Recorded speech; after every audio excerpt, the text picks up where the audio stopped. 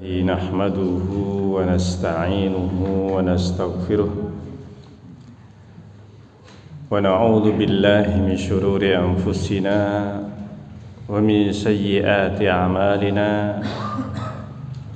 من يهده الله فلا مضل له ومن يضلل فلا هادي له أشهد أن لا إله إلا الله وحده لا شريك له وأشهد أن محمدًا عبده ورسوله يا أيها الذين آمنوا اتقوا الله حق تقاته ولا تموتن إلا وأنتم مسلمون يا أيها الناس اتقوا ربكم الذي خلقكم من نفس واحدة وخلق منها زوجها وبث منهما رجالا كثيرا ونساء واتقوا الله الذي تساءلون به والأرحام إن الله كان عليكم رقيبا يا أيها الذين آمنوا اتقوا الله وقولوا قولا سديدا يصلح لكم أعمالكم ويغفر لكم ذنوبكم ومن يطع الله ورسوله فقد فاز فوزا عظيما أما بعد فإن أصدق الحديث كتاب الله وخير الهدي هدي محمد صلى الله عليه وسلم وشر الأمور محدثاتها وكل محدثة بدعة وكل بدعة ضلالة وكل ضلالة في النار أعزني الله وإياكم من النار. Jamaah sekalian yang dimuliakan oleh Allah Azza wa Jalla, alhamdulillah Allah mempertemukan kita di dalam majlis ilmu, majlis yang dimuliakan oleh para malaikat, di mana para malaikat merendahkan sayapnya, menurunkan sayapnya kepada para penuntut ilmu yang ikhlas, yang ridha di dalam menuntut ilmu. Dan ini sebuah keutamaan yang sangat besar. Dan sebagian di antara ulama mereka mengatakan seandainya para raja, para penguasa mengetahui kenikmatan yang kami rasakan di dalam menuntut ilmu, mereka akan merebutnya dari kami. Demikian para ulama di dalam semangat dan keinginan yang kuat di dalam menuntut ilmu, di dalam mempelajari, menghadiri majelis ilmu, hingga mereka mengatakan lau ya'lamul muluk, seandainya para raja mengetahui apa yang kami rasakan, la jaladuna bisuyuf, mereka akan merebutnya dari kami dengan pedang-pedang mereka. Tapi demikianlah, apalagi di akhir zaman seperti sekarang ini, di mana kejahilan yang sedemikian atau semakin merajalela kejahilan, ilmu semakin sedikit, semakin zuhud manusia di dalam menuntut ilmu. Maka bersyukurlah dan beruntunglah orang-orang yang masih mempunyai semangat, masih mempunyai keinginan di dalam menuntut ilmu. Dan apalagi yang berupa kajian kitab seperti yang akan kita mulai pagi ini, adalah merupakan kajian-kajian yang sudah jarang, akan tetapi alhamdulillah masih ada sebagian kaum muslimin yang menginginkan, yang mereka rindu dengan kajian-kajian kitab seperti sekarang ini. Dan alhamdulillah pagi ini kita akan memulai kajian sebuah kitab yang sangat penting untuk kita pelajari, yang ditulis oleh salah seorang di antara mujaddid di masanya, Syekhul Islam Ibnu Taimiyah rahimahullahu taala.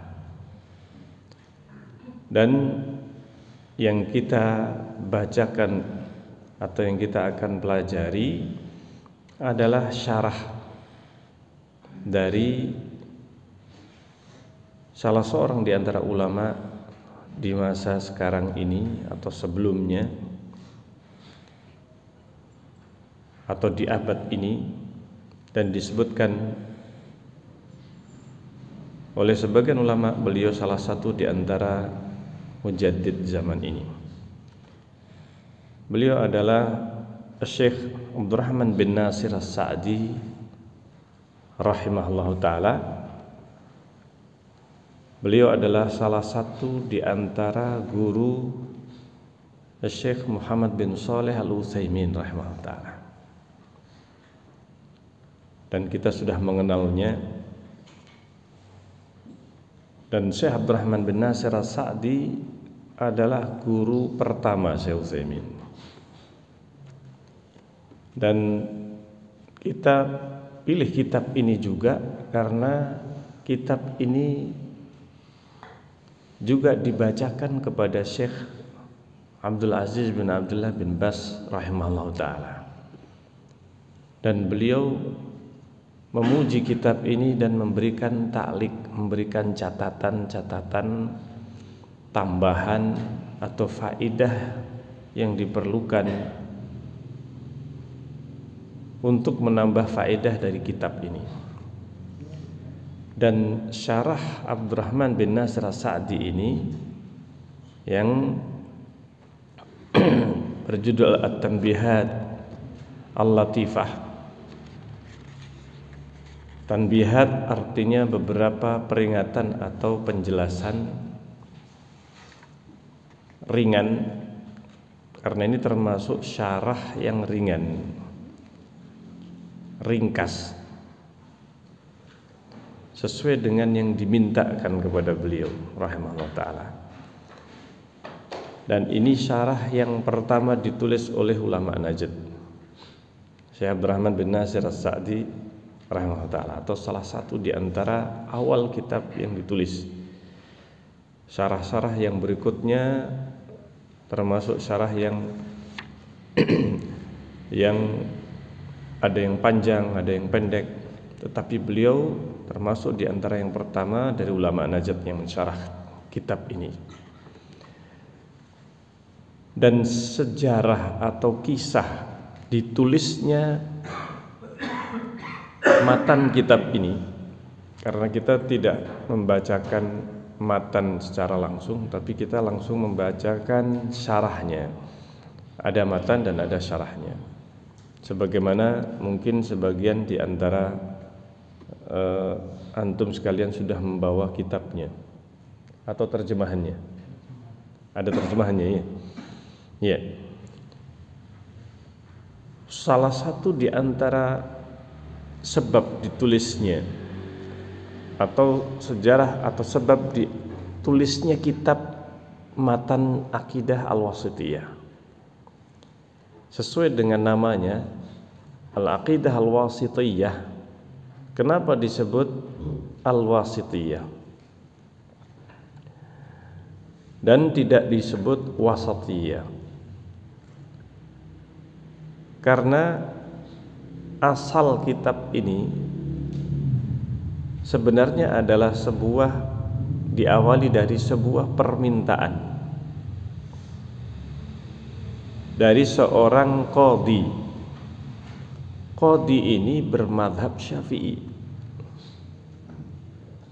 Qadhi yang ada di negeri Wasit. Wasit adalah salah satu negeri di Irak. Ketika itu melewati negeri Syam atau sengaja untuk melewati negeri Syam dalam perjalanan hajinya. Beliau seorang qadhi.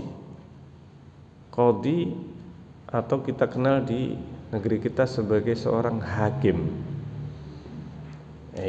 Dalam mahkamah ini dia termasuk qadhi yang bernama Radhiyuddin, yang dikenal dengan Radhiyuddin Al-Wasiti.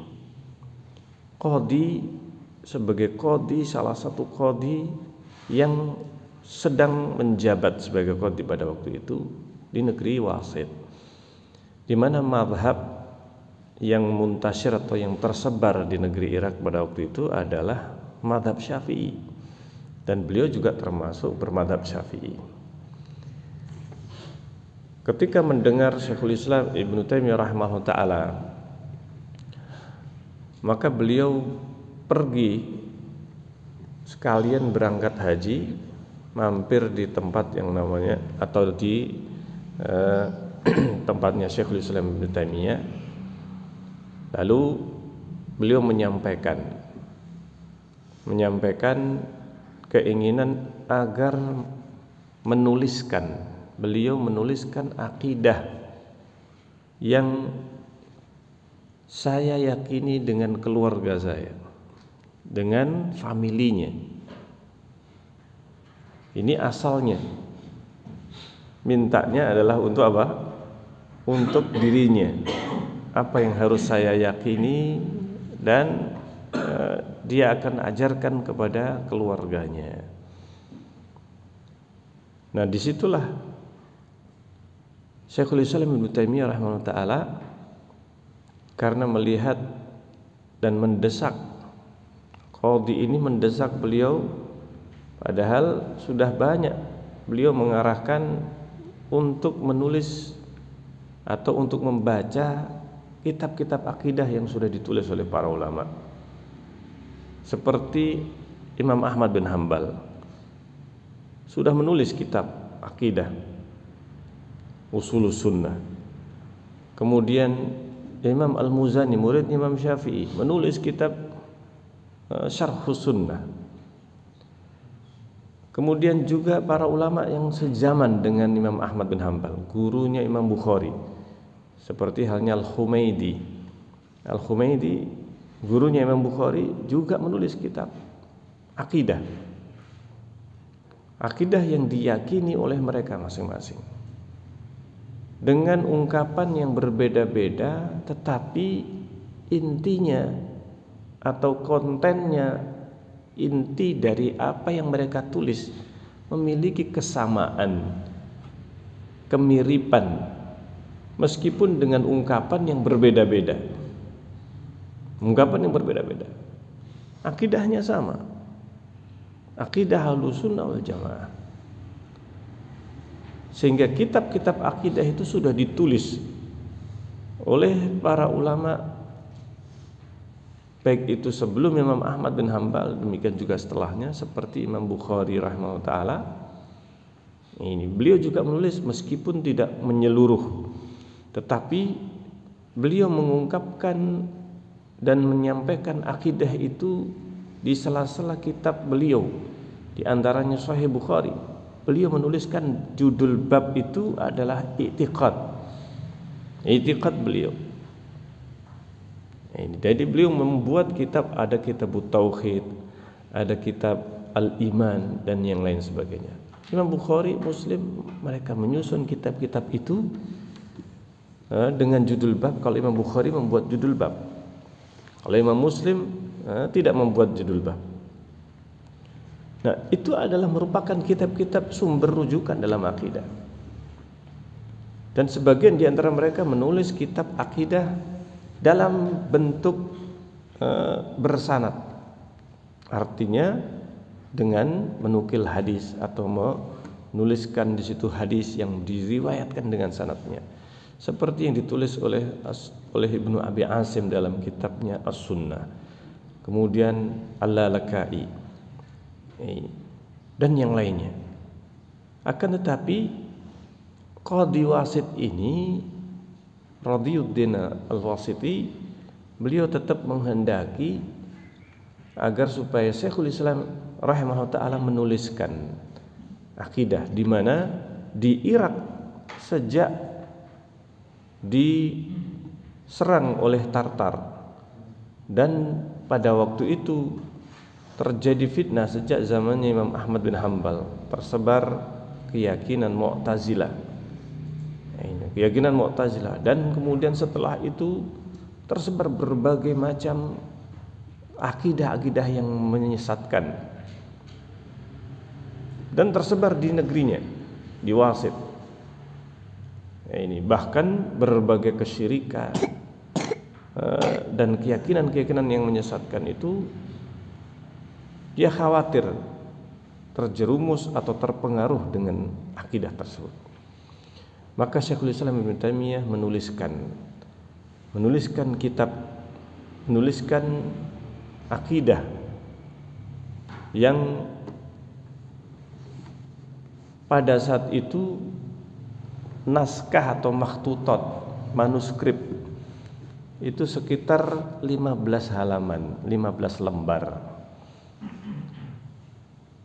yang kemudian ditulis oleh Syekhul Islam antara salat asar, setelah salat asar sampai salat menjelang maghrib, hingga menjelang maghrib ditulis. Dan beliau termasuk yang cepat dalam menulis, cepat dalam menulis, ditulis sampai sekitar itu.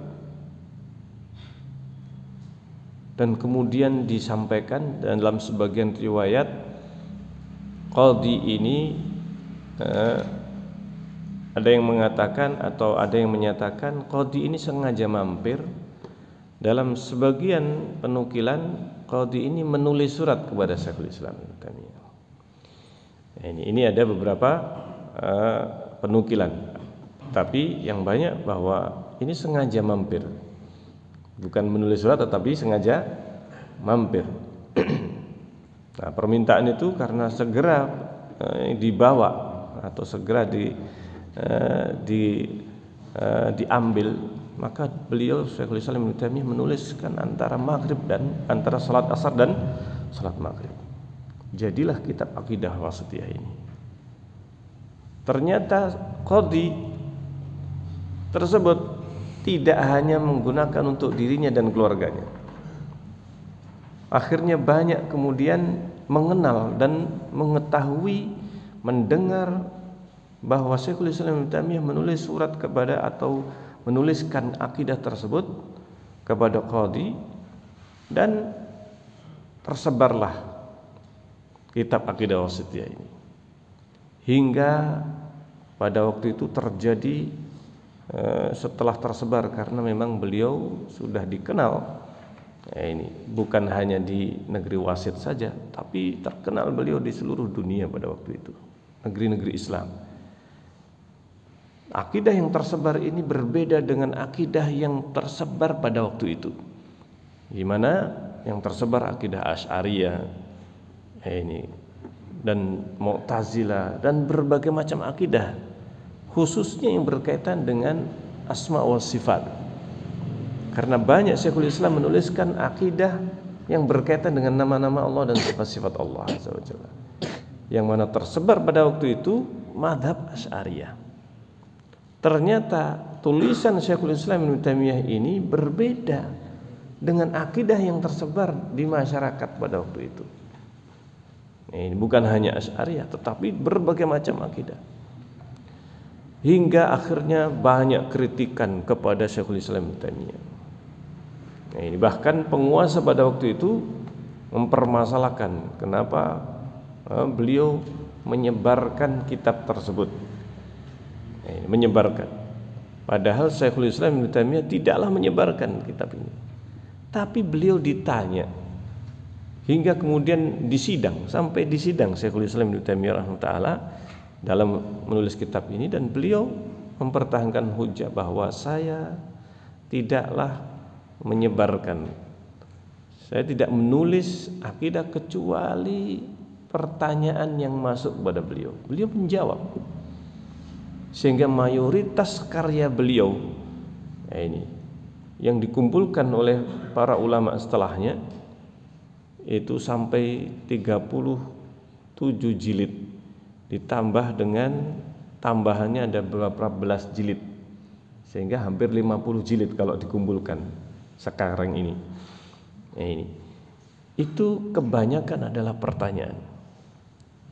Mayoritas adalah pertanyaan yang dimintakan kepada beliau, dan terkadang beliau menjawab bukan hanya beberapa lembar, tetapi beberapa jilid. Ini subhanallah. Nah, itulah yang terjadi.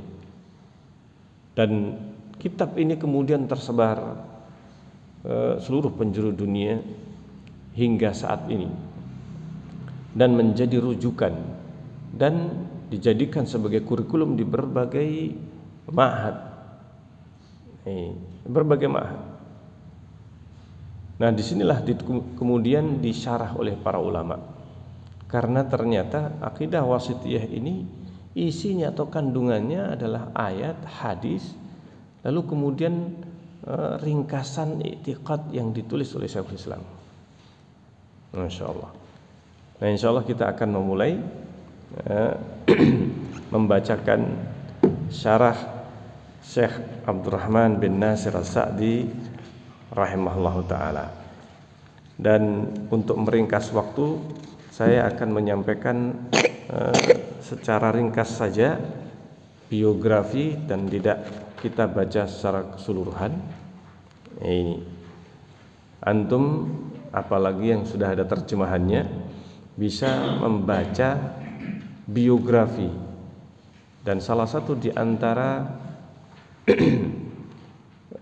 yang perlu untuk kita baca, perlu untuk kita ketahui sebelum atau ketika kita mengkaji satu kitab, adalah hendaknya kita mengenal penulis dari kitab tersebut, kemudian judulnya, dan minimal biografi ringkasnya. Dan alhamdulillah yang sudah diterjemahkan juga ini bisa kita baca, dan saya akan menyampaikan ringkasannya saja. Beliau Syekh Abdurrahman bin Nasir As-Sa'di rahimahullah ta'ala, beliau termasuk di antara ulama di masa ini, atau yang menjadi guru, atau beliau sudah wafat, karena beliau gurunya Syekh Utsaimin rahimahullah ta'ala. Syekh Utsaimin sendiri sudah wafat di tahun 2001 kalau saya ingat saya. Dan Syekh Abdurrahman bin Nasir As-Sa'di rahimahullah ta'ala di antara guru pertama Syekh Muhammad bin Shalih Al-Utsaimin rahimahullah ta'ala. Beliau dikenal dengan keluasan ilmunya. Sifat beliau yang wara', yang tawadhu, mempunyai pengaruh besar terhadap Syekh Muhammad bin Shalih Al-Utsaimin rahimahullah ta'ala. Bahkan metode pengajaran Syekh Muhammad bin Shalih Al-Utsaimin mirip dengan metode pengajaran Syekh Abdurrahman bin Nasir As-Sa'di rahimahullah ta'ala. Ini beliau menulis kitab tafsir, menulis kitab usul, kitab fikih, dan berbagai bidang ilmu yang lainnya. Beliau membantah berbagai kebid'ahan yang ada yang tersebar pada waktu itu. Beliau berasal dari keluarga Sa'di, karena itu disebut dengan As-Sa'di. atau As-Sa'di. Ini ada yang menyebutkan As-Sa'di, ada yang menyebutkan As-Sa'di. Beliau lahir di Unaizah, di mana hingga beliau mengajarkan di tempat kelahiran beliau di Unaizah. Pada bulan Muharram, 12 Muharram tahun 1307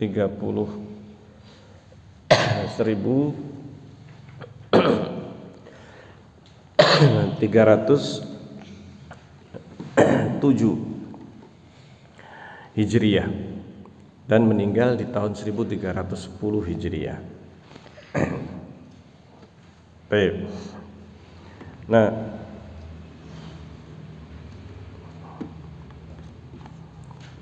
beliau ini mempunyai sejarah belajar sejak kecilnya di keluarga yang soleh. Jadi orang tuanya ini termasuk keluarga yang soleh, dikenal kecerdasannya sejak kecil dan semangat di dalam menuntut ilmu sampai hafal di usia yang sangat belia. Ini 11 tahun sudah hafal Quran. Beliau 11 tahun ini sudah hafal Quran, mungkin kemudian belajar menuntut ilmu di para ulama di negerinya. Ini hingga kemudian terkenal dengan kecerdasannya hingga mengambil ilmu dari para ulama sejamannya. Ini sampai ketika 23 tahun kemudian sudah mengajar. Usia 23 tahun sudah mengajarkan. Beliau belajar kepada masyayikh di negerinya dan juga di negeri yang lainnya. Hingga kemudian beliau menjadi salah seorang di antara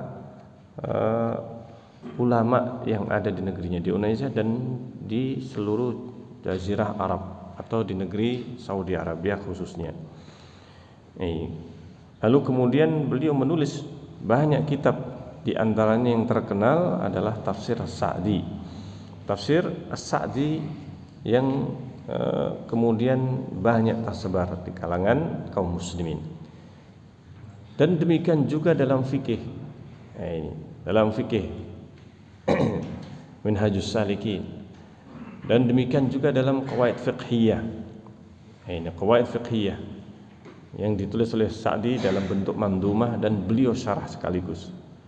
Masya Allah. Dan di antara murid beliau yang terkenal adalah Syekh Muhammad bin Shalih Al-Utsaimin rahimahullah ta'ala. Demikian juga di antara muridnya adalah Abdullah bin Abdul Aziz Aqil, Abdullah Al-Bassam. Ini demikian juga yang lainnya. Dan kemudian Syekh Utsaimin rahimahullah ta'ala yang kemudian ditunjuk atau diminta oleh Syekh Sa'di untuk menjadi pengajar di tempat beliau mengajar hingga menjadi pengganti beliau, pengganti Syekh Abdurrahman bin Nasir As-Sa'di di Unaizah rahimahullah ta'ala. Dan itu setelah Syekh Muhammad bin Shalih Al-Utsaimin setelah belajar kepada beliau, belajar kepada gurunya yang kedua, yang dianggap sebagai guru yang kedua, yaitu Syekh Abdul Aziz bin Baz rahimahullah ta'ala. Dan banyak pujian para ulama terhadap Syekh Muhammad bin Nasir Sa'di rahimahullah ta'ala, di antaranya pujian Syekh bin Baz rahimahullah ta'ala. Pujian Syekh bin Baz rahimahullah ta'ala demikian juga Syekh Utsaimin muridnya sendiri dan yang lainnya. Dan tulisan beliau banyak sekali, puluhan karya beliau yang terkenal dan bermanfaat dengan bahasa yang lugas, bahasa yang mudah dicerna. Kemudian disebutkan bahwa beliau meninggal pada malam Kamis 23 Jumadil Akhir pada tahun 1376 di Unaizah juga, di negeri tempat kelahiran beliau. Adapun Syekh bin Baz rahimahullah ta'ala yang memberikan ta'liq pada kitab ini juga, beliau ini mempunyai sirah yang sudah kita kenal. Nah, ini. Dan insyaallah antum bisa membacanya dalam terjemahan kitab ini insyaallah taala, dan sudah banyak tersebar dan mudah untuk kita ambil. Nah, kita akan masuk kepada pembahasan muqaddimah pensyarah, yaitu Syekh Muhammad bin Nasir Abdurrahman bin Nasir As-Sa'di rahimahullahu taala.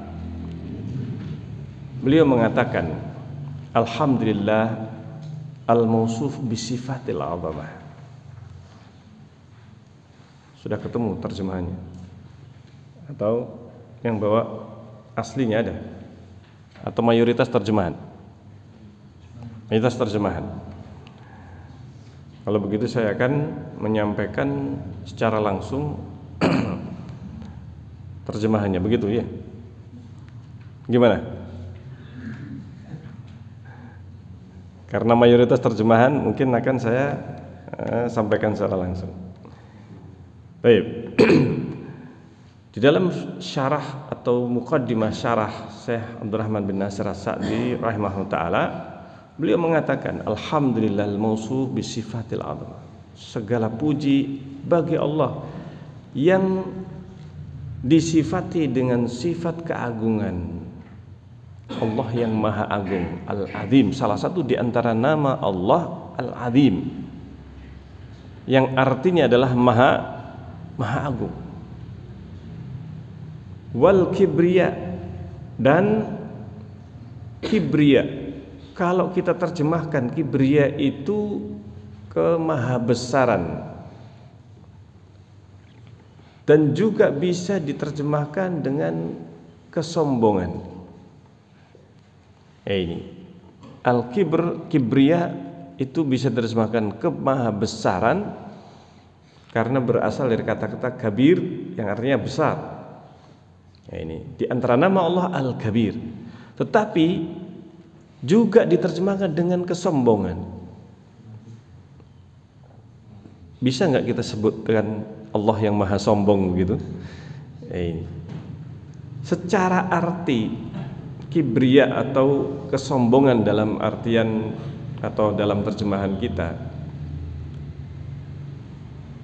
akar kata sombong itu adalah merasa besar. Bukan demikian ya? Merasa besar, merasa paling besar ataukah yang semacamnya, merasa lebih daripada yang lainnya. Dan bagi Allah, seandainya pun diterjemahkan dengan kesombongan, maka tidak ada yang boleh memiliki sifat sombong kecuali hanya apa? Hanya Allah. Kalau makhluk itu tidak pantas dan tidak layak untuk merasa besar, karena sesungguhnya manusia itu adalah apa? Makhluk yang kecil. Kalau Allah yang sombong, Allah yang merasa besar, karena memang Allah maha besar, tidak ada yang lebih besar daripada Allah Azza wa Jalla. Tapi kalau manusia yang sombong, maka itu adalah sebuah kebohongan. Dia sebenarnya membohongi dirinya sendiri, karena tidak ada yang bisa memiliki sifat besar itu kecuali hanya Allah Azza wa Jalla. Manusia adalah makhluk yang kecil, maka tidak pantas untuk menyombongkan diri. Wal kamal, Allah maha sempurna, mempunyai sifat sempurna dalam segala hal, dalam segala sifat yang baik. Maka Allah sempurna dalam sifatnya, dalam namanya. Al-munazzah an syarikin, anis syirik. Allah maha suci, tersucikan dari sekutu, tidak ada sekutu sama sekali. Wan naqs, Allah maha suci dari kekurangan, tidak ada kekurangan sedikit pun. Subhanallah. Artinya kesempurnaan yang benar-benar sempurna tidak ada. yang sempurna kecuali hanya Allah Azza wa Jalla. Wasyabah, tidak ada yang serupa sama sekali dengan Allah Azza wa Jalla. Wal misal, atau yang semisal apalagi. Ini muqaddimah dari beliau rahimahullah taala As-Sa'di. Wa asyhadu, dan aku bersaksi, annahul munfaridu bil wahdaniyah. Aku bersaksi bahwa Allah Maha Esa di dalam keesaannya, munfarid, bersendirian dalam keesaannya, bersendirian dalam sifat keesaannya, sehingga sifat esa itu hanya dimiliki oleh Allah Azza wa Jalla yang Maha Esa, wahdaniyah, kesendiriannya. Al-mustahiqqu li ifradi, yang Allah Subhanahu wa taala berhak untuk diesakan bil ubudiyah, di dalam dengan ubudiyah, dengan ibadah. Ubudiyah atau peribadatan itu tidak boleh ditujukan, tidak berhak ditujukan kecuali hanya kepada Allah Azza wa Jalla.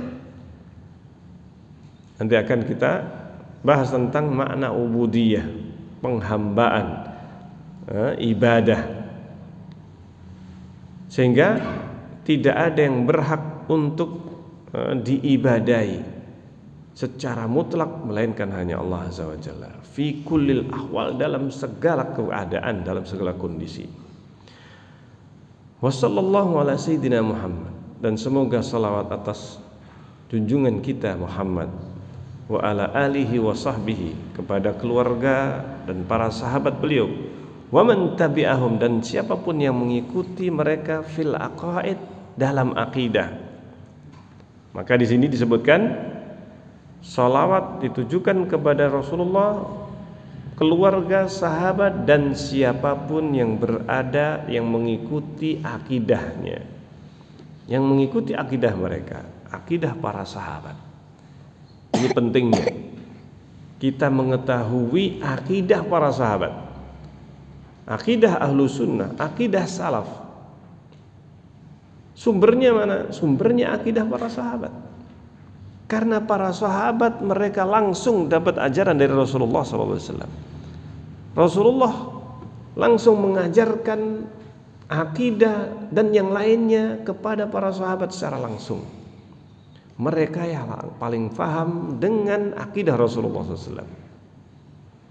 Nah, termasuk diantaranya saya akan menyebutkan salah satu diantara yang tanda seorang ahlu sunnah yang mengikuti akidah para salaf, para sahabat.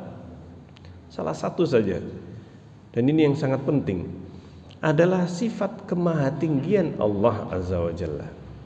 Keyakinan bahwa Allah di atas. Ini keyakinan para sahabat.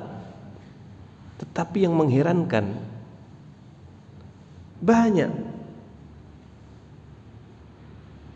masyayikh di seluruh dunia, termasuk di negeri kita, ustadz yang menyebarkan akidah yang menyimpang, menyelisihi akidah para sahabat, bahkan melarang untuk mengatakan Allah di atas, termasuk melarang atau menyatakan tidak boleh menanyakan di mana Allah, menanyakan di mana Allah. Benar nggak ini? Banyak ustaz terkenal. Tidak perlu disebutkan satu-satu ya. Saking banyaknya sebenarnya. Nah, ternyata akidah yang seperti ini, akidah yang sebenarnya akidah Jahmiyah, akidah Mu'tazilah, tetapi kemudian disandarkan kepada akidah Ahlus Sunnah. Ini yang sangat mengherankan. Dari mana Ahlus Sunnah mempunyai akidah menafikan kemahatinggian Allah ini, sampai menyatakan tidak boleh mengatakan Allah di atas, karena nanti sama saja dengan mengatakan apa? Lampu di atas. Iya. Ini plafon di atas. Sama-sama di atasnya. Nanti kalau kita mengatakan Allah di atas, sama saja dengan seperti mengatakan sifat di atas ini bagi yang lain. Dan diikuti oleh kaum muslimin banyak. Nah, ini meskipun sebenarnya fitrah manusia itu sebenarnya sudah mengakui dan sudah meyakini Allah di atas, tetapi justru dengan diajarkannya akidah ini, akidah tidak boleh mengatakan Allah di atas, justru kemudian kaum muslimin menjadi bingung. Kalau Allah tidak di atas, di mana? Akhirnya banyak di antara kaum muslimin yang kemudian menjawab Allah di mana-mana. Nah, ini Allah di dalam hati, di dalam diri seseorang, setiap manusia, dan seterusnya. Akidah yang tidak pernah dinukil, tidak pernah diucapkan oleh satupun sahabat Rasulullah SAW. Mereka semuanya dinukil oleh para ulama dengan sanadnya, dengan penukilan yang mutawatir, bahwa para sahabat Rasulullah, apalagi kalau hadis Rasulullah, mereka semuanya menyatakan Allah di atas. Tapi ternyata banyak kaum muslimin sampai sekarang ini masih belum faham dengan akidah ini. Kenapa? Akidah yang diajarkan sudah terlanjur dikatakan akidah Ahlussunnah adalah ini. Tidak boleh nanti kalau kita mengatakan Allah di atas menyerupakan dengan makhluk. Subhanallah. Ini yang yang perlu dan penting untuk kita pelajari, bagaimana ayat-ayat dan hadis-hadis Rasulullah SAW menyebutkan akidah. Sumber rujukan utama kita dalam berakidah Al-Quran dan Sunnah dengan pemahaman sahabat Rasulullah SAW. Karena sahabatlah yang menukil kepada kita, membawa ayat-ayat Al-Quran dan hadis Rasulullah. Siapa? Nah, ini tidak ada yang lain kecuali hanya sahabat Rasulullah. Karena itu akidah yang benar akidah mereka para sahabat, fikih yang benar fikihnya mereka para sahabat, pemahaman yang benar dalam seluruh bab agama ini adalah para sahabat Rasulullah. Termasuk diantaranya sikap terhadap penguasa pun juga sudah ada akidah ini dan diajarkan Rasulullah SAW. Sehingga banyak sisi akidah yang tidak difahami kaum muslimin. Karena apa? Karena mereka diajarkan secara taklid, tanpa dalil. Yang penting diajarkan apa? Guru-gurunya tanpa membawakan atau tanpa menyampaikan ayat-ayat Al-Quran, hadis-hadis Rasulullah dengan pemahaman sahabat. Itulah sebab kesesatan. Semakin jauh dari pemahaman sahabat, semakin jauh menyimpang dari pemahaman yang benar. Sehingga kesesatan itu sesuai dengan jauhnya pemahaman dari para sahabat Rasulullah SAW. Maka di sini disebutkan para sahabat waman tabi'ahum, yang mengikuti mereka dalam akidah, akhlak, wal aqwali wal af'al, baik perkataan maupun perbuatan. Masya Allah. Ini muqaddimah yang sangat penting. Amma ba'd, fahada ta'liq, ini adalah sebuah catatan ringan, latif, ala aqidati Syekhul Islam, terhadap akidah Syekhul Islam Ibnu Taimiyah yang diberi nama Al-Wasithiyah, allati jama'tu ala ikhtisariha wa wuduhiha,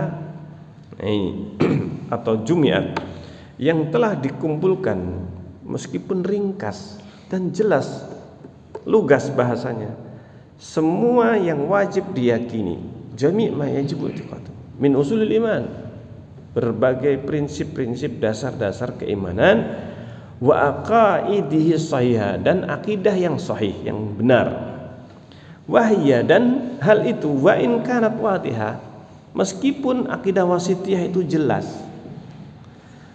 al-ma'ani, maknanya, mahkamatul mabani, dan sangat kokoh dalam mabaninya, dalam bangunannya. Nah, ini karena disebutkan penukilan ayat hadis. Setiap keyakinan yang disebutkan ayat dan hadis.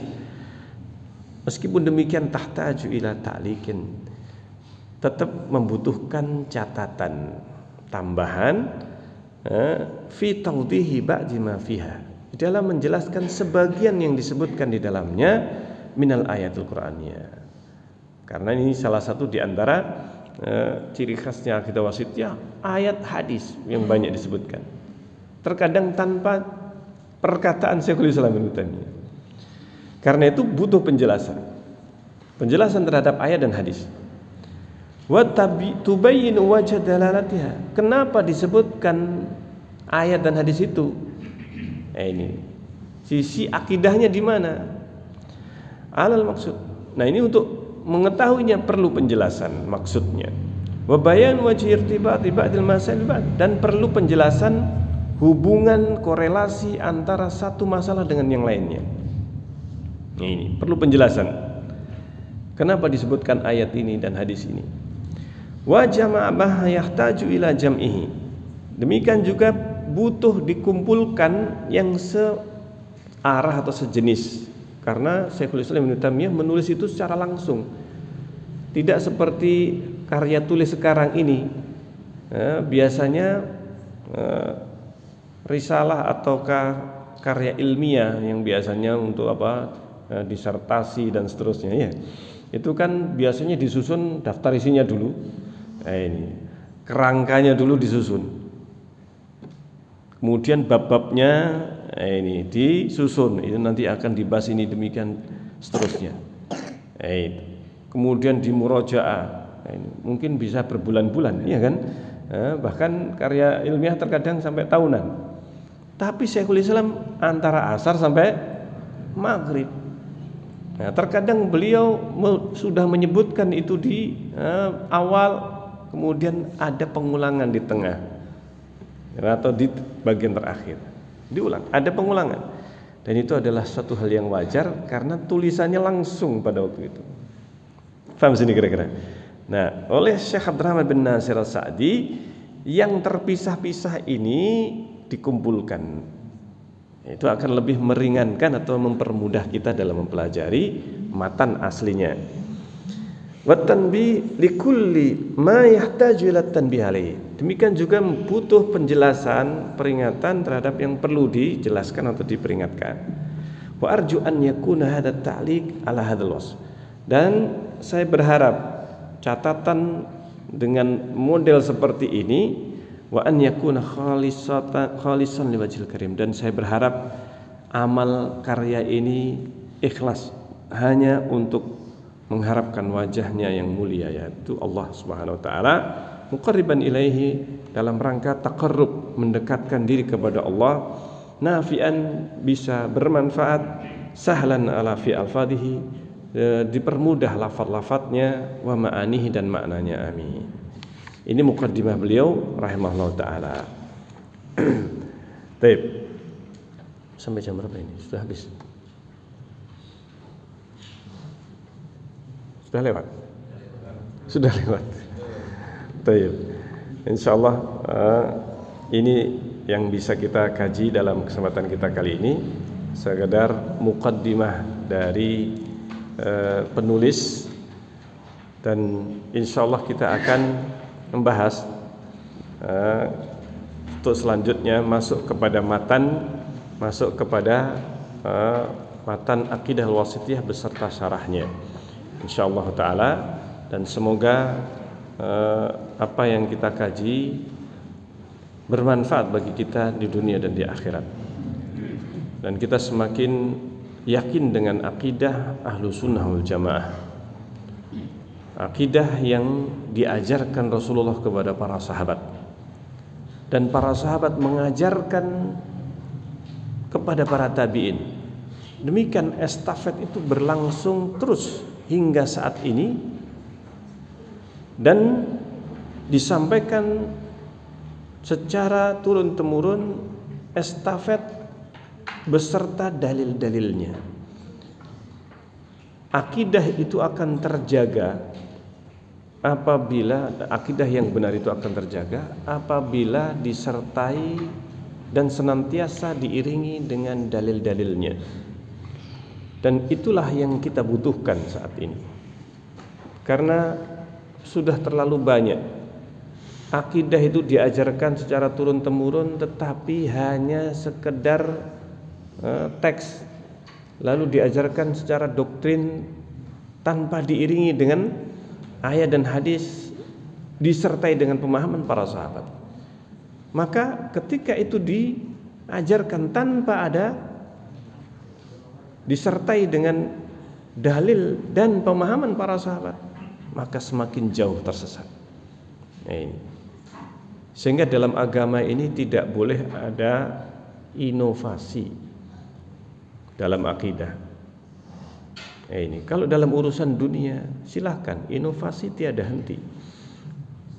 Tapi dalam masalah agama, apalagi dalam masalah akidah, ini tidak ada. Bahkan tidak ada ijtihad dalam akidah. Tidak ada ijtihad dalam artian tidaklah seseorang mujtahid itu dia berijtihad untuk membikin akidah, untuk istinbat akidah. Akidah itu adalah sesuatu yang instan. Kalau masalah fikih, banyak berkembang perkara-perkara baru yang muncul belakangan yang belum pernah ada sebelumnya. Tetapi sudah ada kaidah yang diajarkan Rasulullah, para sahabat, yang kemudian para ulama mengkiaskan, menganalogkan peristiwa atau kejadian yang sekarang ini muncul dengan yang serupa atau yang mirip dengan kejadian sebelumnya. Bayi tabung ada nggak zaman dulu? Bagaimana hukumnya di dalam Islam? Kemudian berbagai macam perkembangan teknologi. Kalau nanti di luar angkasa, sholatnya menghadap kemana? Seperti itu. Nah, hal-hal yang seperti itu, bagaimana dengan kita ini ketika sholat di pesawat, sholat di kapal laut dan sebagainya, yang mana dalam zaman dahulu tidak ada. Maka ini sebenarnya yang berkembang ijtihad para ulama. Tapi dalam akidah nggak ada. Akidah itu sudah paten baku sejak zamannya Nabi Adam alaihissalam sampai Rasulullah, sama akidahnya. Yang berbeda apa? Syariat. Syariat berubah dalam artian fikihnya berubah, tetapi akidah tidak ada perbedaan. Sehingga akidahnya Nabi Adam, akidahnya umatnya para Nabi dan sampai Rasulullah maka adalah sama. Akidahnya adalah apa? Sama, tidak berubah. Semoga bermanfaat dan insya Allah kita akan lanjutkan dalam kajian yang akan datang bi'idznillah ta'ala. Dan akhir da'wana alhamdulillahirabbil alamin. Wassalamualaikum warahmatullahi wabarakatuh.